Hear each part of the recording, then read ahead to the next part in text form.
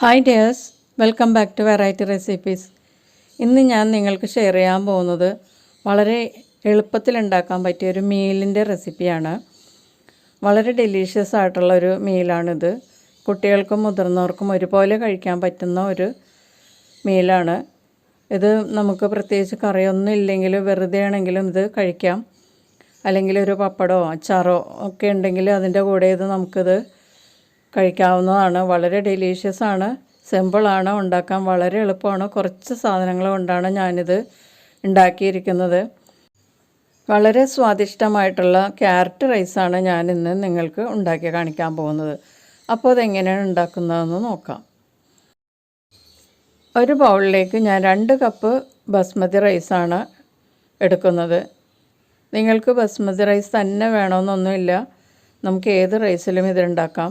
സാധാരണ പച്ചരിയിലും നമുക്കിത് ഉണ്ടാക്കാവുന്നതാണ്. അരി നന്നായിട്ട് വെള്ളമൊഴിച്ച് നന്നായിട്ട് വാഷ് ചെയ്ത് 4-5 പ്രാവശ്യമെങ്കിലും നന്നായിട്ട് വാഷ് ചെയ്യണം. അതിനുശേഷം വെള്ളമൊഴിച്ച് ഒരു 20 മിനിറ്റ് കുതിർത്താൻ വയ്ക്കുക. 20 മിനിറ്റിന് ശേഷം വെള്ളം തിളക്കുമ്പോൾ അതിനകത്തേക്ക് ഇട്ടിട്ട് നന്നായിട്ട് വേവിച്ചെടുക്കുക. കൂടുതൽ അങ്ങോട്ട് വെന്തു പോവാതെ ഒരു 80% വേവിൽ വേവിച്ചെടുക്കുക. എന്നിട്ട് വെള്ളം ഊറ്റി കളഞ്ഞിട്ടെടുക്കണം. ഇതിലേക്ക് ഉപ്പും ചെറുനാരങ്ങ നീരും ചേർക്കാം. പിന്നെ വേണമെങ്കിൽ നമുക്ക് കുറച്ച് സ്പൈസസ് ചേർക്കാവുന്നതാണ്. ഓൾ സ്പൈസസ്, പട്ടയും കറാമ്പ് ഏലക്കൊക്കെ വേണമെങ്കിൽ ചേർക്കാം, ചേർത്തില്ലെങ്കിലും കുഴപ്പമില്ല. അപ്പം ഞാനിവിടെ ഒരു പാൻ വെച്ചിട്ട് ഇതിലേക്ക് 2 ടേബിൾ സ്പൂൺ ഗീ ചേർക്കുക.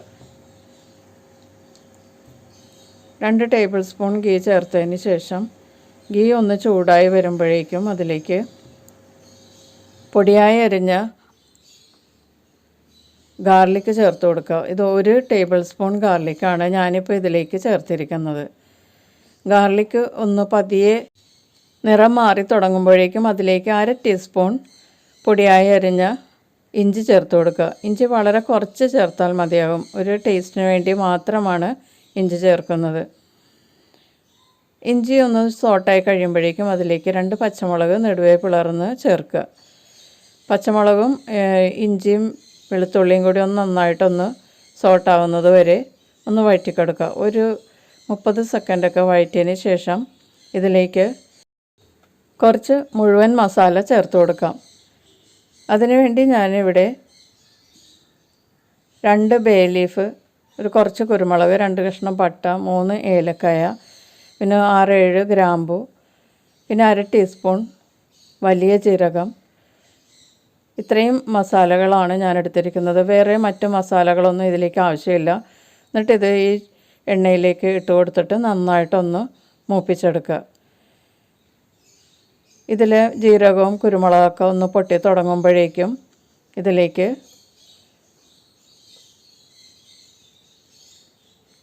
പൊടിയായി ചോപ്പ് ചെയ്ത് വെച്ചിരിക്കുന്ന അണിയൻ ചേർത്ത് കൊടുക്കാം. ഒരു മീഡിയം വലിപ്പത്തിലുള്ള സവാളയാണ് ഞാനിതിലേക്ക് എടുത്തിട്ടുള്ളത്. അതിപ്പോൾ ഇതിലേക്ക് ചേർത്ത് കൊടുക്കാം. എന്നിട്ട് നന്നായിട്ടൊന്ന് വഴറ്റി കൊടുക്കുക. സവാളയൊക്കെ നന്നായിട്ടൊന്ന് സോട്ടാവുന്നത് വരെ വഴറ്റി കൊടുക്കണം. ഇതിൻ്റെ കളറൊക്കെ ഒന്ന് ചേഞ്ചായി വരുന്ന സമയം വരെ വഴറ്റി കൊടുക്കണം. ഇപ്പോൾ സവാളയുടെ നിറമൊക്കെ നന്നായിട്ട് ചേഞ്ചായി വന്നിട്ടുണ്ട്. കൂടുതൽ അങ്ങോട്ട് മൊരിയേണ്ട ആവശ്യമില്ല. ഇനി ഇതിലെ മെയിൻ ഇൻഗ്രീഡിയൻ്റായ ക്യാരറ്റ് ചേർത്ത് കൊടുക്കാം. ക്യാരറ്റ് ഞാൻ പൊടിയായിട്ട് ചോപ്പ് ചെയ്തതാണ് ചേർക്കുന്നത്, ഗ്രേറ്റ് ചെയ്തതല്ല. 1 കപ്പ് ക്യാരറ്റാണ് ഞാനിതിലേക്ക് ചേർക്കുന്നത്. 2 കപ്പ് റൈസിന് 1 കപ്പ് ക്യാരറ്റ് ചോപ്പ് ചെയ്തത് അത് ഇതിനകത്തേക്ക് ചേർത്തിട്ട് നന്നായിട്ടൊന്ന് വഴറ്റി കൊടുക്കുക. ക്യാരറ്റ് ഒന്ന് ചൂടായാൽ മതി, അതുവരെ ഒന്ന് വഴറ്റി കൊടുക്കുക. ഇനി ഇതിൽ ചോറിലൊക്കെ കിടന്ന് ക്യാരറ്റ് വേകാനുള്ളതാണ്. കൂടുതൽ അങ്ങോട്ട് വെന്ത് പോയാൽ കൊള്ളില്ല. അപ്പോൾ അതുകൊണ്ടൊന്ന് ചൂടായി കഴിയുമ്പോഴേക്കും ഇതിലേക്ക് ഇപ്പോൾ തയ്യാറാക്കി കൊണ്ടിരിക്കുന്ന മസാലയ്ക്ക് വേണ്ട ഉപ്പ് മാത്രം ചേർത്തിട്ട് നന്നായിട്ടൊന്ന് മിക്സ് ചെയ്യുക. ഇതിലേക്ക് ഒരു 1/4 ടീസ്പൂൺ കുരുമുളകും കൂടി ചേർക്കുക. കൂടുതൽ എരിവ് വേണമെന്നുള്ളവർക്ക് കുരുമുളകിൻ്റെ അളവ് കൂട്ടിയെടുക്കാവുന്നതാണ്. എന്നിട്ടൊന്ന് നന്നായിട്ടൊന്ന് മിക്സ് ചെയ്ത് കൊടുക്കുക.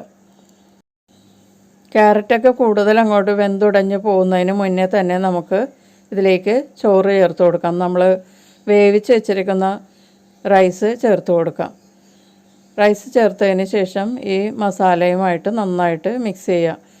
ക്യാരറ്റും ഈ റൈസുമായിട്ട് നന്നായിട്ട് മിക്സ് ചെയ്തെടുക്കുക.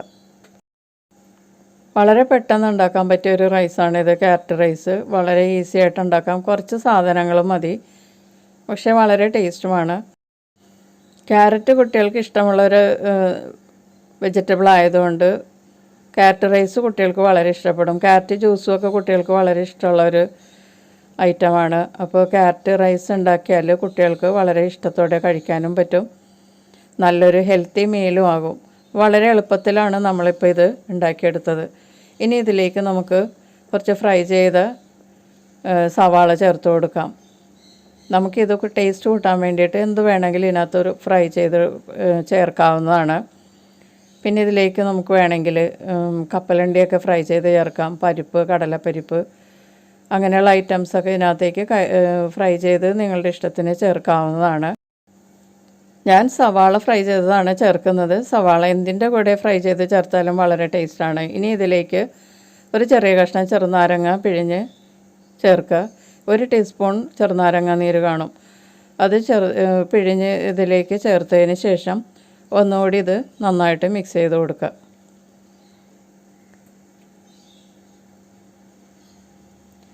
മിക്സ് ചെയ്തതിന് ശേഷം നമുക്കിത് ഒന്ന് പതിയെ പ്രസ് ചെയ്ത് വെച്ചിട്ട് മൂടി വെച്ച് ഒരു 10 മിനിറ്റ് ബേക്ക് ചെയ്യണം. അപ്പോൾ ഇതിലെ ക്യാരറ്റും റൈസും എല്ലാം നന്നായിട്ട് മിക്സപ്പ് ആവും. അപ്പോൾ നമുക്ക് 10 മിനിറ്റ് മൂടി വെച്ച് ബേക്ക് ചെയ്യാം. 10 മിനിറ്റിന് ശേഷം നമുക്കിതൊന്ന് തുറന്ന് നോക്കാം. ഇപ്പോൾ 10 മിനിറ്റ് ആയിട്ടുണ്ട്. നന്നായിട്ട് റൈസൊക്കെ ചൂടായിട്ടുണ്ട്. ഇതൊന്ന് മിക്സ് ചെയ്ത് കൊടുക്കാം. റൈസ് നന്നായിട്ട് മിക്സ് ചെയ്ത് കൊടുത്തതിന് ശേഷം ഇതിലേക്ക് കുറച്ച് കുരുമുളക് പൊടി തൂവി കൊടുക്കാം. ലാസ്റ്റ് നമുക്ക് ഏറ്റവും അവസാനം കുറച്ച് കുരുമുളക് പൊടി തൂവി കൊടുത്താൽ വളരെ നല്ലൊരു ടേസ്റ്റാണ്. അവസാനം കുരുമുളക് പൊടി ചേർക്കുമ്പോൾ ചൈനീസ് മീലിൻ്റെ ഒരു ടേസ്റ്റ് വരും. അപ്പോൾ കുരുമുളക് ചേർത്തതിന് ശേഷം നന്നായിട്ട് മിക്സ് ചെയ്യുക. അതിന് ശേഷം കുറച്ച് മല്ലിയില തൂവി കൊടുക്കാം. മല്ലിയില ചേർത്തതിന് ശേഷം നന്നായിട്ടൊന്ന് മിക്സ് ചെയ്യുക. അവസാനം മല്ലിയില ചേർക്കുമ്പോഴേക്കും മല്ലിയില കൂടുതൽ അങ്ങോട്ട് വെന്ത് പോവുകയില്ല, അതിൻ്റെ സ്മെല്ലൊക്കെ ഒന്നും നഷ്ടപ്പെടുകയുമില്ല. അതിന് വേണ്ടിയിട്ടാണ് ഏറ്റവും അവസാനം നമ്മൾ മല്ലിയില തൂവി കൊടുക്കുന്നത്. മല്ലിയില ചേർത്ത് മിക്സ് ചെയ്ത് കഴിഞ്ഞാൽ നമുക്കിത് സെർവ് ചെയ്യാം. കണ്ടോ, വളരെ ഡെലീഷ്യസ് ആയിട്ടുള്ള ക്യാരറ്റ് റൈസ് റെഡി ആയിട്ടുണ്ട്. നമുക്കിതിൻ്റെ കൂടെ കഴിക്കാനായിട്ട് പ്രത്യേകിച്ച് കറിയൊന്നും വേണ്ട. എന്നാലും ഞാൻ ഇന്നൊരു ബീഫ് കറി ഉണ്ടാക്കിയിട്ടുണ്ട്. ചില്ലി ബീഫ് കറിയാണ് ഇത്. നിങ്ങൾക്ക് ഇന്ന് ഞാൻ ഷെയർ ചെയ്യുന്നില്ല, കാരണം വീഡിയോ വളരെ ലോങ് ആയി പോകും. അതുകൊണ്ട് ഞാൻ ഇത് അടുത്ത വീഡിയോയിൽ ഷെയർ ചെയ്യാമെന്ന് വിചാരിച്ചിരിക്കുകയാണ്. അപ്പോൾ നിങ്ങളെല്ലാവരും ഈ ക്യാരറ്റ് റൈസ് ട്രൈ ചെയ്ത് നോക്കുക. ഇഷ്ടപ്പെട്ടാൽ ലൈക്ക് ചെയ്യുക, ഷെയർ ചെയ്യുക, പിന്നെ നിങ്ങളുടെ ഫീഡ്ബാക്സും ഒക്കെ എന്നെ അറിയിക്കുക. നമുക്ക് വീണ്ടും അടുത്ത റെസിപ്പിയിൽ കാണാം. താങ്ക്